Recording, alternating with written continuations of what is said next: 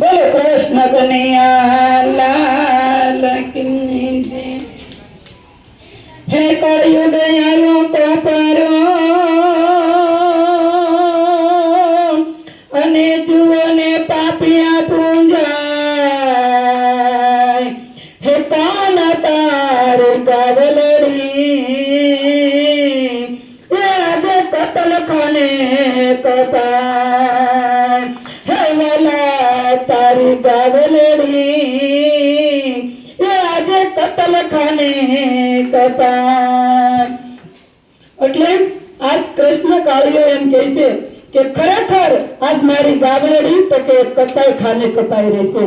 કેમ કે ખરેખર આ ભારત દેશની અંદર એ ગાય માતાને મૂકીને તો આ ગાય માતા અત્યારે કતલ ખાને જ્યારે કપાય છે ને તો એ મોયના આંસુડે ગાય રોતી હોય અને કાળિયા ઠાકરને પ્રાર્થના કરતી હોય કે હે કાળિયા ઠાકર મને આ મતલબી દુનિયામાં મોકલવી નહોતી। આ લોકોને દૂધ જોતું તું ને ત્યાં સુધી મને ખીલે બાંધી અને પછી એને મને તો કે ડેલી બારી કાઢી મૂકી અને અત્યારે આ નરાધમો મને કતલખાને લઈ જાય છે અને ત્યાં મને ટીંગાડી ઉકળતા પાણી ને ઉકળતા તેલ મારી માથે નાખી અને મારા સાંભળા ઉતારી નાખે છે અને જ્યારે સાંભળા ઉતારે છે ને તે ગાય માતાના ડોળાય પર નીકળી જાય છે અને મોઢામાંથી જીભ બારી નીકળી જાય છે અને એ હૃદયથી એટલી વેદના કરતી હોય કે હે કાળિયા ઠાકર આ મતલબી દુનિયામાં મને મોકલવી નહોતી। અને ખરેખર આ ભ્રષ્ટ કાળિયા ઠાકરે જોયું ને તો કાળિયો ઠાકરે લોહીના આંસુડે રહ્યો હતો કે માવલડીને પ્રાર્થના કરતો હતો કે હે મારી માવલડી અત્યારે તો મને પસ્તાવો થાય છે કે મેં ભારત દેશની મારે માને રેઠી ના મૂકી હોત તો સારું હતું। પણ આ કાળિયા ઠાકરે લીલા કરી હતી કે આ મારી ગાયની વારે કેટલાક આવે છે। કૃષ્ણ ભગવાન તમને ક્યારે મળે નહીં, ભલે તમે પથ્થર આરે મથી મથીને તમે મૂર્તિ આરે ઠાકી જાવ પણ એમ કાળિયો ઠાકર તમને ક્યારે ન મળે। કાળિયા ઠાકરે તો એમ કીધું પેલા મારી ગાય માતાને જે પૂંજે છે ને અને પછી હું પૂંજાશ, જ્યાં હું ક્યારેય નહીં પૂંજાશ। અને તમારે કાળિયા ઠાકરને ગોતવો હોય ને તો ગાય માતાને ગોતી લેજો। ખરેખર ગાય છે ને એ ખાલી પશુ નથી કહેવાતી, આપણી માં કહેવાય છે। આ હિન્દુ ધર્મની માં છે, હું તો કયા દેશનો જીવ ને પ્રાણ છે ગાય માતા, એટલે તો આપણે એને માં કહેવામાં આવી છે। અને ખાલી માં નથી પણ એના મુખની અંદર તો કે આખી ભાગવત છે અને ગાય માતાના ગળાની અંદર તો કે 18 અધ્યાય છે અને એનું મસ્તક છે ને ત્યાં શિવજી સાક્ષાત બિરાજમાન છે અને એના મસ્તક ભાલી ઉપર તો કે આખું વૈકુંઠ ધામ છે અને ગાયની ગોદરની અંદર માં લક્ષ્મી સાક્ષાત બિરાજમાન છે। એટલે તો તમારે કોઈ પણ શુભ કાર્ય કરવું હોય ને તો પેલા ગાયના સાણનું લેપણ કરવું પડે, પછી તમે કોઈ પણ શુભ કાર્ય કરી શકો અને તમારે જે કોઈ પિતૃને મોક્ષ આપવા હોય અને કદાચ એનું અવસાન થઈ ગયું હોય તો એની નનામીને પણ એનું સ્થાપન કરો ને ગાય માતાનું સાણનું, પછી એને એમાં સુવડાવવામાં આવે છે। તમારે 18 વારનો બંગલો હોય પણ એ બંગલો અંતે તો કાંઈ કામનો નથી, ઝીરો થઈ જાય છે। કઈ તો કે આ ગાય માતાના ગોબરની જરૂર પડે છે તમારે, કઈ તમે ગાય માતાને યાદ કરો છો અને ખરેખર તમારી ઘરે તો દીકરીના લગ્ન હોય ને તો પણ એને કન્યાદાન દેવું હોય ને તો તમે ગાય માતાને યાદ કરો છો કે ગાય માતાથી શરૂઆત થાય ને કન્યાદાન દેવામાં ગાય માતા આવે છે। અને તમારા પિતૃને પણ મોક્ષ દેવો હોય ને તો આખા કુટુંબ ભેગા થઈને એના પૂછડે પાણી રેડો ને તો એને મોક્ષ મળતો હોય। એટલે તમે તમારે કોઈ પણ શુભ કાર્ય રાંધલ તેડવા હોય ને તો એની ગોબર ને એના ગૌમૂત્રની જરૂર પડે છે। તો આ ગાય માતાની જરૂર પૂરતી જ આપણે પૂજવાની છે પણ એ એમ કહે છે કે હું તો કેટલા તમે તો મારા લુણી છો અને ખરેખર આપણે એના લુણી જ થવી, કેમ કે આપણે સોટ વળતી ગાય માતાને ગોતવા નીકળતા હોય, પૂજવા નીકળતા હોય અને ઘરે આવે ને તો એને રેઠવેર કરી કાઢી મૂકતા હોય તો એ તમે એમ કહો કે અહીંયા પોડવો કરી જાય, અહીંયા મૂતરી જાય અને કાઢો એમ, પણ ખરેખર પેલા છે ને ગાયની સાણ તમે જોજો અત્યારે બીમારીના ખાટલા ઘરે ઘરે કેન્સર છે, શું કામ કે આ લાલતું થઈ ગયું ને આ બંગલા થઈ ગયા એટલે આ રોગ આવ્યો। પેલા તો એના ઘરે ગાયરું થતી ને સાણ અને એની માથે રહેવામાં આવતું અને એની માથે જે ભોજન લેતા ને એ તમારા દુઃખોને ભાંગીને ભૂખો કરી નાખતા। એની અંદર તાકાત એવી છે કે એના સાણનું લીપણ કરીને તમે ત્યાં રહેતા ને તે આવા રોગ જ નહોતા। આ તો તમે અત્યારે ગાય માતાનું સાણ વયું ગયું, બધું ગાય માતાનું પૂજા થતી હતી, ધરમ બરમ બધું વયું ગયું તો એ ગાય માતા આવા રોગ તમારી ઘરે કેમ કે અત્યારે તો કે હજી આ કળિયુગ ની અંદર અત્યારે ઘરે ઘરે ખાટલા આવ્યા ને એટલે હવે ગાયનું દૂધ ગોતવા નીકળ્યા, ગાયનું ઘી ગોતવા નીકળ્યા. ખબર છે ગાય માતા ને કૃષ્ણ કાળિયા ઠાકર ને કે આ કિંમત ક્યારે થાય કે આ લોકોને આવી પરિસ્થિતિ આવશે ને તો એ ગાયની કિંમત થાય. અત્યારે ઘણા ખરા અત્યારે ગૌશાળામાં ગાયનું ઘી ગોતે છે, ગૌમૂત્ર ગોતે છે અને દૂધ ગોતે છે. ક્યારેક ડોક્ટરે કીધું કે આને ગાયનું દૂધ પાવામાં આવશે ને તો આ રોગ મટશે, ગાયનું આને ઘી ખવડાવવામાં આવશે ને તો આ રોગ મળશે. પણ એની અંદર 33 કોટી દેવતા બિરાજમાન છે. એટલું નથી પણ એની અંદર 33 ઔષધિઓ છે, જડીબુટીઓ ગાયની અંદર. એટલે એનામાં તાકાત છે, એના દૂધની અંદર છે, ઘીની અંદર છે, ગૌમૂત્રની અંદર છે અને એનો શ્વાસ છે ને કે ગાય માતાનો એનો તમે 4 વાગ્યાનો શ્વાસ લ્યો ને એટલે એને તમને જેટલું દવાખાનામાં ઓક્સિજન મળે છે ને એ ઓક્સિજન ગાયના મુખમાંથી મળે છે. અને રોગો તમારા બાળીને ભસ્મ કરી નાખે. ગાય માતાનો ખાલી તમારે ભૂલે શું કે સ્પર્શ થઈ જાય ને તોય એમાં શાસ્ત્રો એમ કહેવા માંગે છે કે તમારે જેથી નરકની અંદર એક વેતરણી નદી છે એ તમારે ટપી છે ને તેથી આ એક ગાય માતાની જરૂર પડશે. અને સુરભી કરીને ગાય માતા છે ને એ તમને એના પૂછડું પકડી સામે પાર ઉતારશે. પણ એ ક્યારે કે ગાય માતાના કાર્યની અંદર તમે ભાગીદાર બન્યા હશો કે એના દુઃખની અંદર તમે એને સાથ આપ્યો હશે અને તમે એની જો વારે ચડ્યા હશે ને તો એ તેથી તમારી વારે જરૂર ચડશે. પણ અત્યારે તો કે આપને કાંઈ ખબર ન પડે, આપને એમ થાય એવું થોડું હોય છે અત્યારે ત્યાં કોઈ જોઈએ એવું છે પણ જોવા જાવ હોય તમે ઉભાઈ ન રહ્યા. અને ખરેખર જો ભગવાનના દ્વારમાં બધા એમ કે ત્યાં કોણ જોઈને પાછું આવ્યું છે પણ ખરેખર સ્વર્ગ ને નરક જેટલું અહીંયા છે ને એટલું જ ના છે. સ્વર્ગ ને નરક અહીંયા છે અને ન્યાય છે પણ અહીંયા તમે માણી શકો ને તો જ ન્યા મળશે, નગર ન્યા મળશે નહીં. ભગવાને અહીંયા સ્વર્ગ જ ઊભું કર્યું છે પણ ભગવાન કહેતા ને ઈ સ્વર્ગમાં મજા ન આવી ને તો મારે સ્વર્ગમાં તને મજા આવશે નહીં. અહીંયા તું નરકમાં રહેશો ને તો ન્યાય ભગવાન કે અહીંયા તારા માટે નરક જ છે તો વિયોજા નરકમાં. ભગવાનના દ્વારે 2 દ્વાર છે અદાલતો કે એક ભગવાનનો છે અને એક સ્વર્ગનો અને એક નરકનો. જેણે સત્કાર્ય કર્યું છે ને એનું ભગવાનને સ્વાગત કરવા ઉભો છે કે આજ મારો ભક્ત આવે છે અને એનું આજ હું સ્વાગત કરવાની એના અંદર તમને સમાવી લેશે. અને નરક ને છે ને કે ઓલો દરવાજો તારો તને પૃથ્વી ઉપર મોકલ્યો પણ તું સ્વર્ગ જોઈને આવ્યો છો, તને સ્વર્ગ મળે. તું નરક જેવી જિંદગી જીને આવ્યો છે ને તે એવું જ આવ્યું છે તો અહીંયા એવું ઉઠ્યું છે આ દરવાજામાં તારો વારો છે તું વિયોજા. અને પણ તમે અહીંયા સ્વર્ગ જેવું જીવન જીવાય છે ને તો ભગવાન કહે કે આજ મેં પૃથ્વી ઉપર મારા બાળકને મોકલ્યો હતો અને એ કેટલું મસ્ત જીવન જીવીને આવ્યો છે કે સ્વર્ગમાં રહ્યો હોય ને ત્યાં એને સ્વર્ગ ઊભું કર્યું હતું અને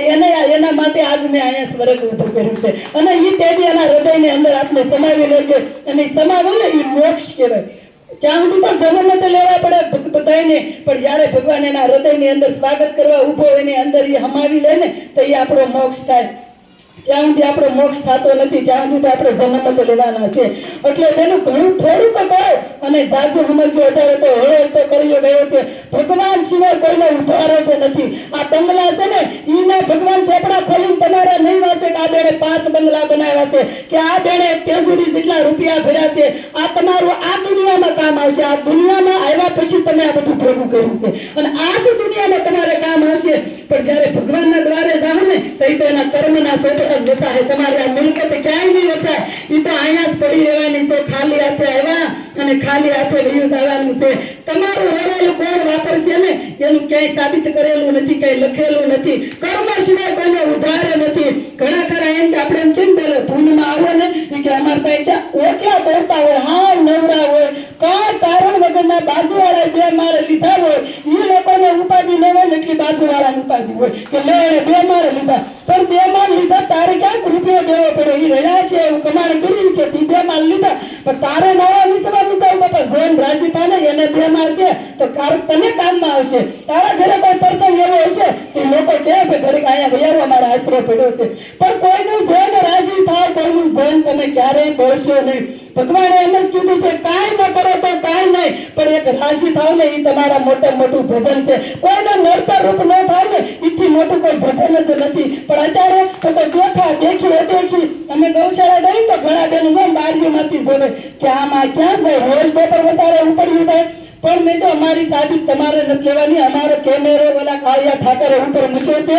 એ જોવે છે, તમારે નથી જોવાનું. તમે તમારું કામ કરો અમે અમારું કામ કરીશું.